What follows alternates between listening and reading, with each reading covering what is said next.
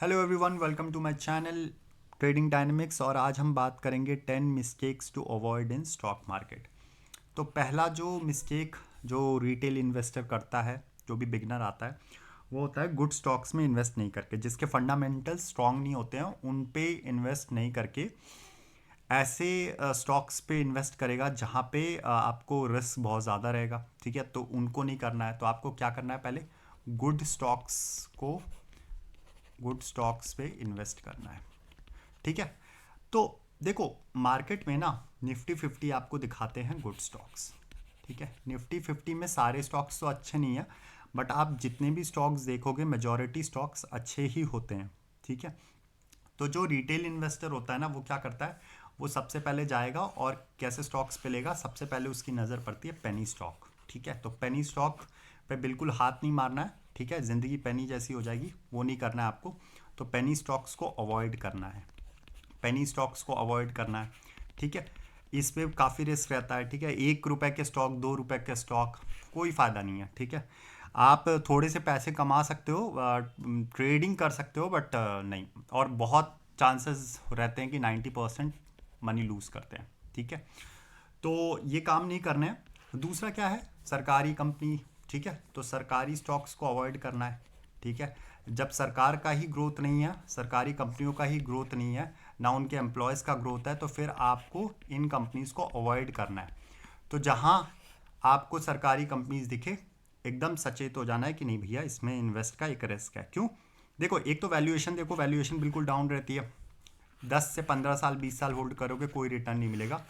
इससे अच्छा बैंक में रख लो। ठीक है, कोई फ़ायदा नहीं है। ऊपर से गवर्नमेंट के रेगुलेशन रहते हैं, तो हमेशा एक फेयर बना रहता है। ठीक है, बिजनेस जो रहता है वो फ्री फ्लोट नहीं रहता। फ्री बिजनेस जितना रहेगा उतना सही रहता है। तो सरकारी कंपनीज को आपको अवॉइड करना है।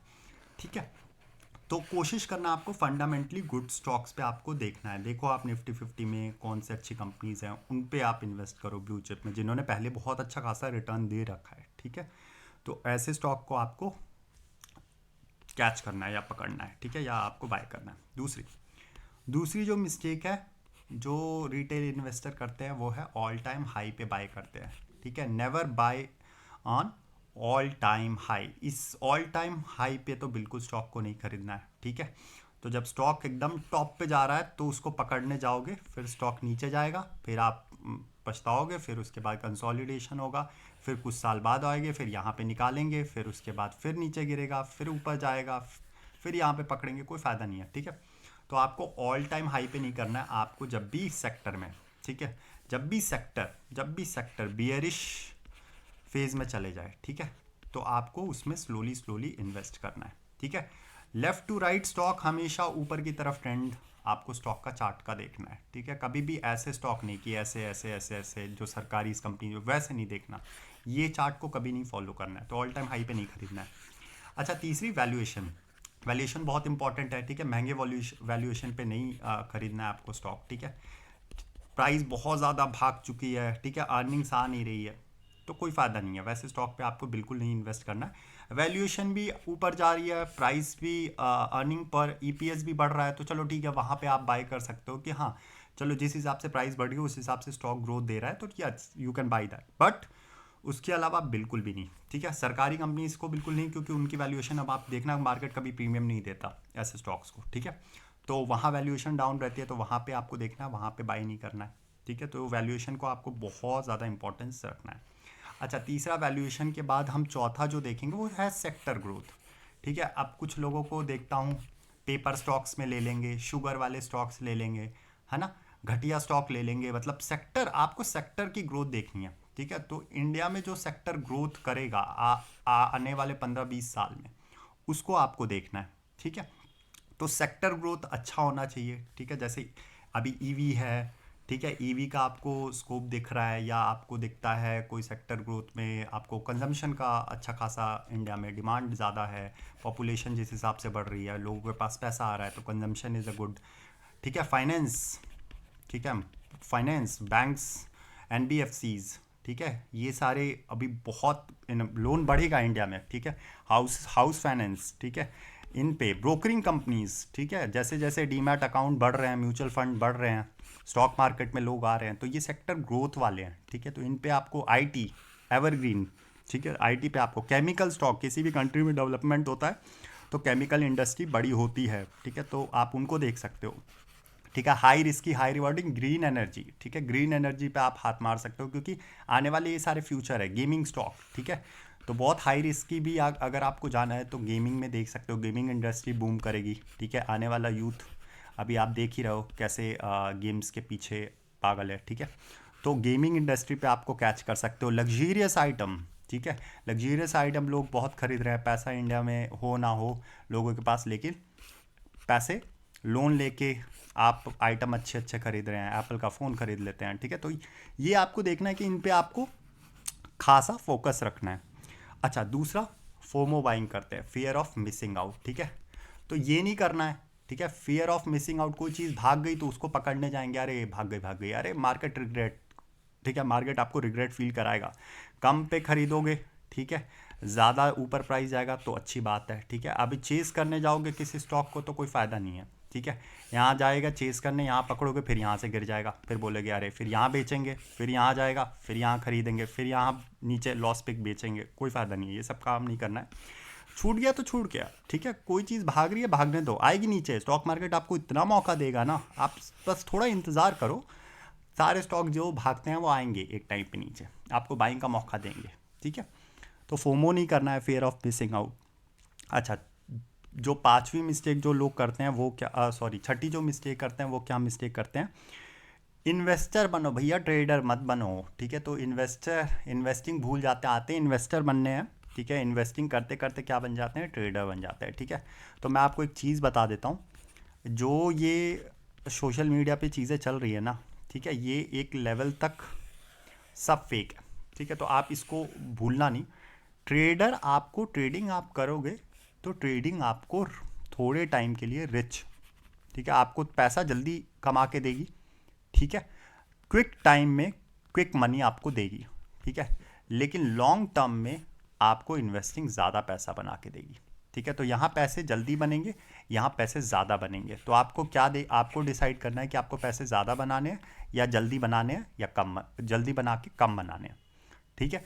तो इन्वेस्टिंग कीजिए, ट्रेडिंग वेडिंग चलो ठीक है, ज़्यादा खुजली होती है तो एक अलग से आप सेक्शन रख लो पैसों का, ठीक है, बट मेनली फोकस आपका इन्वेस्टिंग पे होना चाहिए, मतलब 95% आपकी अमाउंट इन्वेस्टिंग पे जानी चाहिए। अगर आपके मन में है कि भैया हमको थोड़ा कमाना है, थोड़ी जल्दी पैसे भी बनाने हैं साइड बाय साइड, तो ठीक है, फिर ट्रेडिंग आप करो, ठीक है। तो ये आपको काम नहीं करना है कि इन्वेस्टिंग करके छोड़ के ट्रेडिंग, ये 95% रेशियो इधर नहीं चला जाना चाहिए, 5% उधर नहीं, ठीक है। 5% का आप रेशियो रख लो, या 90-10 का रेशियो रख लो, 9:1 का, कि 90% आपकी इन्वेस्टिंग में, 10% आपकी ट्रेडिंग में, ठीक है। ये नहीं करना है, ये करना है, ठीक है आपको। अच्छा, फिर उसके बाद टेक्निकल्स, चार्ट पैटर्न्स देख लो भैया, चार्ट पैटर्न्स बहुत इंपॉर्टेंट है। जो मैंने आपको पहले बोला है, जो भी स्टॉक है ना, उनकी परछाई है, उनके शैडो, उनकी ग्रोथ की शैडो आपको चार्ट में दिखेगी, ठीक है। उनकी एक तरीके से आप ये मान लो आत्मा है, ठीक है। जो चार्ट है ना, वो चार्ट आपको बहुत कुछ बताती है, तो चार्ट को इग्नोर मत करो।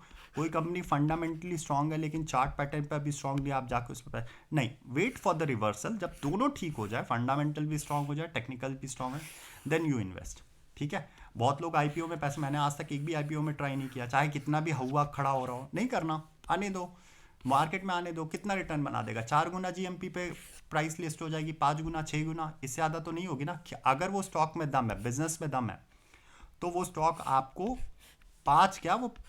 5,000 गुना भी होगा। तो आप ये 5 गुना के चलते, ठीक है, ये जो मिस हो रहा है आपसे, आप कहीं स्टॉक में घुस गए और फिर वो स्टॉक का ट्रेंड नहीं बना, तो आपका टाइम वेस्ट होगा, ठीक है। तो बेटर यही है कि आपको टेक्निकल्स ठीक हो जाने दो, ठीक है, टेक्निकल्स एक बार ठीक हो जाए और फिर उसके बाद फंडामेंटली तो स्ट्रांग रहेगी कंपनी, तो कहीं ना कहीं रिटर्न दे देगी, तो टेक्निकल्स पे आपको अवॉइड नहीं करना है।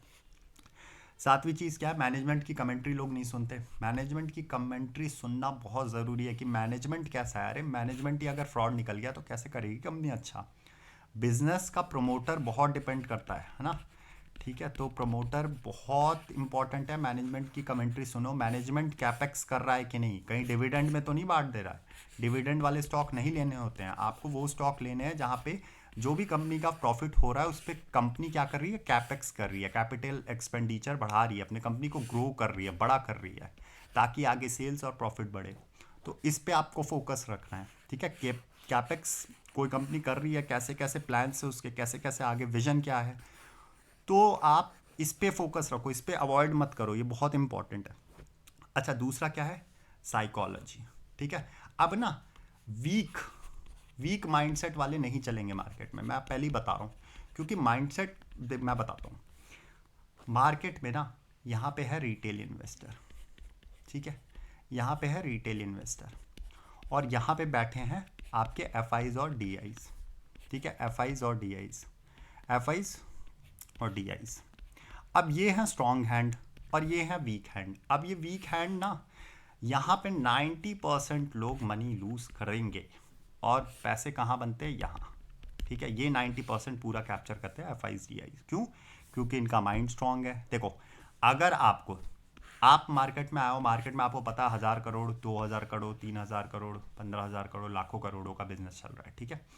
पैसे कहीं कोई खोता है, ऐसा तो नहीं है कि पैसे अपने आप आ रहे हैं, कोई पैसे गंवाता है।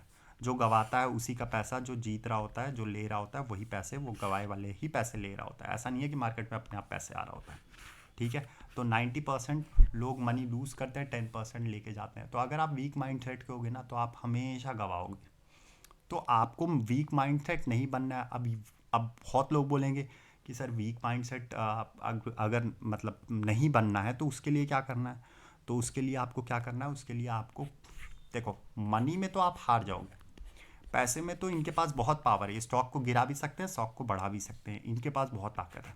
तो आप मनी में हार रहे हो, यहाँ पे आप हार रहे हो, ये जीत रहे हैं। दूसरी बात है कि इनको सारी चीज़ें पता हैं, ठीक है।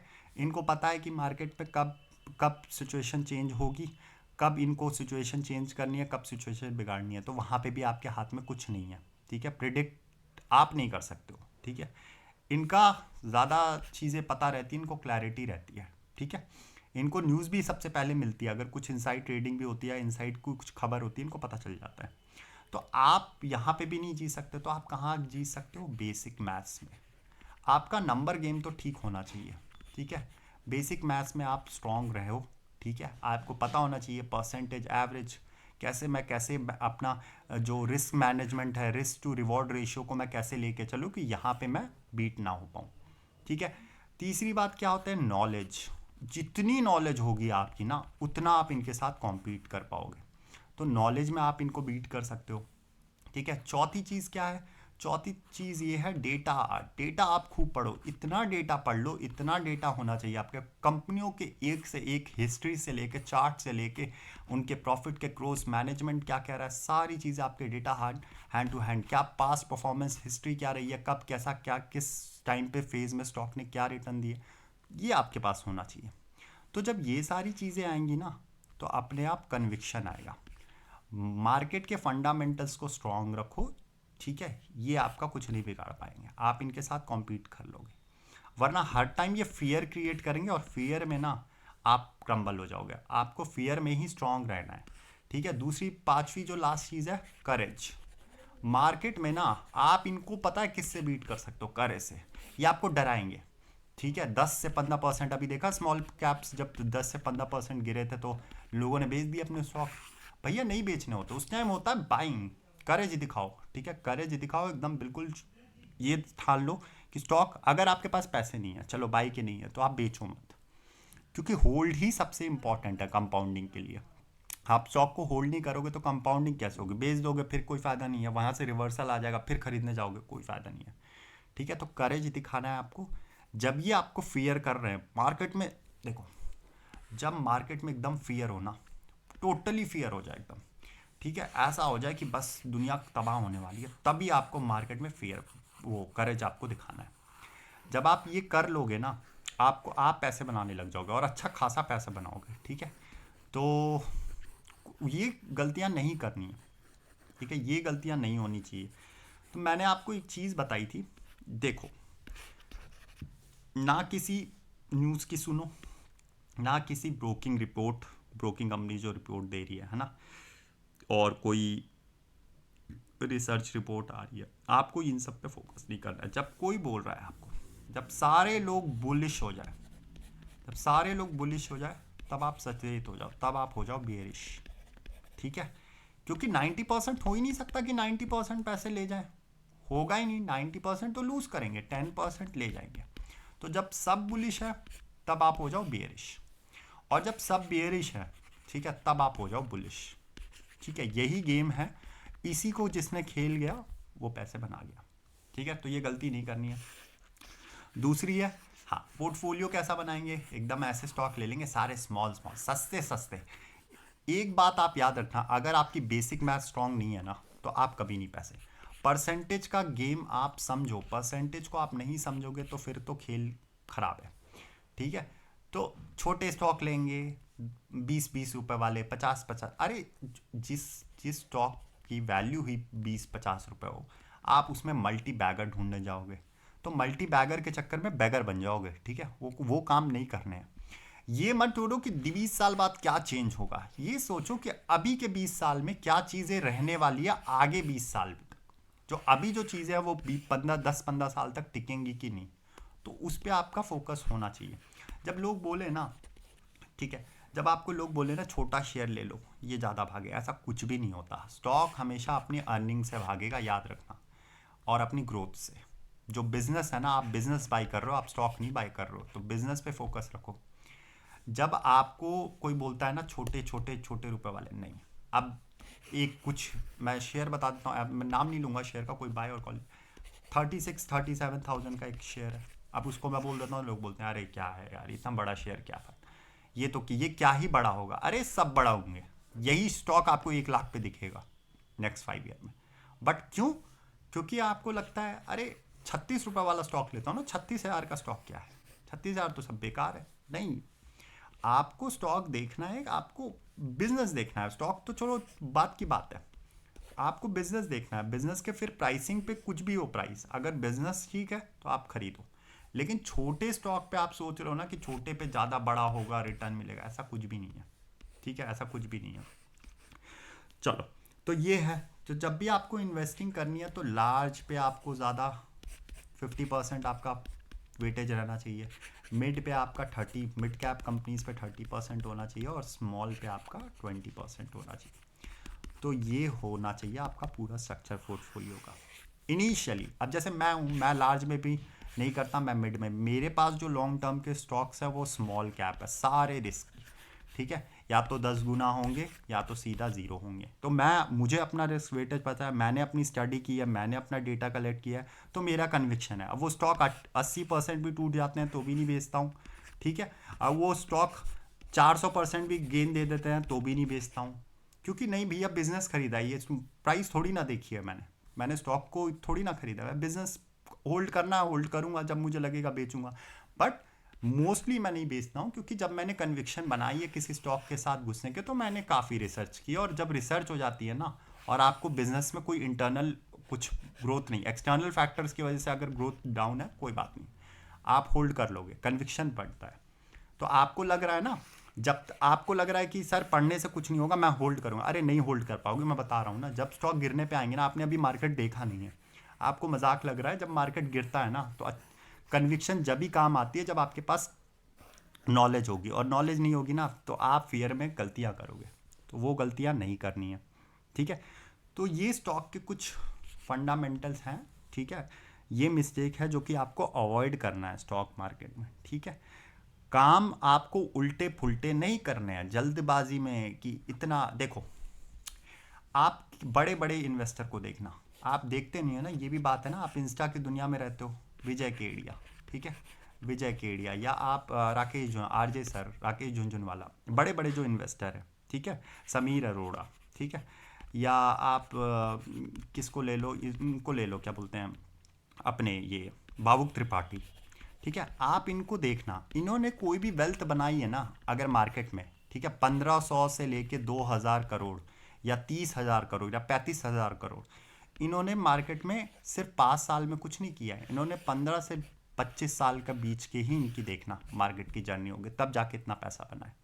ठीक है, तो अब कुछ होते हैं, कुछ लोग आते हैं कि सर मैं ना 20 साल में ना 20 साल में मैं 15-20 साल में 10 करोड़ बनाया, बहुत छोटी है नहीं, इतना नहीं है। आप देखो, आपको तो दिखाएंगे ही कि आप बनाओ 10 करोड़ कॉर्पस क्रिएट करो या 15 करोड़ कॉर्पस क्रिएट करो, कितने साल में, 15 से 20 साल में। नहीं, स्मार्ट बनोगे, थोड़ा नॉलेज रहेगा, तो आपको टारगेट करना है 100 करोड़ से लेके बीच में 1000 करोड़, इसके बीच में आपको कहीं ना कहीं टारगेट करना है। इसके लिए टारगेट के लिए आपका देखो नॉलेज तो बढ़ना ही चाहिए, स्टडी होनी ही चाहिए, आपकी डेटा आपके पास काफ़ी होना चाहिए, प्लस बिजनेस को बैठ जाओ, होल्ड कर लो, अच्छे बिजनेस को फंडामेंटली गुड स्टॉक में बैठ जाओ एकदम, और पैसे आपको इंक्रीज करने हैं। ठीक है, आपको जो बोलते हैं सर 5,000, 10,000, 15,000, इससे कुछ नहीं होने वाला, इन सबसे कुछ नहीं होला, ये 15,000 ये कुछ नहीं है। सीधा अगर महीने में आप थोड़ा सा आपको अपने एग्रेस, देखो अगर आपको जॉब में नहीं बोल रहे हो तो आप पहले अपने स्किल पे काम करो, जॉब की सैलरी बढ़ाओ। ठीक है, मिनिमम आपको कोशिश करना है कि आपको मिनिमम 1 लाख रुपए तो इन्वेस्ट करना ही है मंथली। अगर 1 लाख नहीं इन्वेस्ट कर रहे हो कोई बात नहीं, आप थोड़ा सा कम बाद में कर लो, अपनी स्किल को बढ़ाओ कि आपकी सैलरी बढ़े तो आप ज़्यादा इन्वेस्ट करो। ठीक है, अच्छे स्टॉक में आपको रहना है, ये भी है कि आप उल्टे पुल्टे रिस्क वाले काम नहीं लो। ठीक है, पेनी स्टॉक में जाके घुस जाओगे तो, घटिया सरकारी कंपनी में जाके घुस जाओगे और बैठ जाओगे, बोलोगे सर 15 साल मैंने होल्ड कर लिया, तो कुछ नहीं बनने वाला।